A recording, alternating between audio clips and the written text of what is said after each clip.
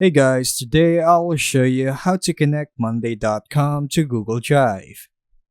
First, open the Monday.com board where you want to link files. Add or locate a files column by clicking the plus icon at the right side of your columns and selecting Files. Next, to attach a file, click inside a cell of the Files column. Choose the option from Google Drive. You'll be asked to authorize Google Drive, granting Monday.com access. Allow cookies and login if prompted. Take note that some browsers block third-party cookies, which may prevent the connection. Once authorized, select the file from your drive, and they'll appear as icons in the Files column. Click the file and it should open in Google Drive. If it opens correctly, the connection works.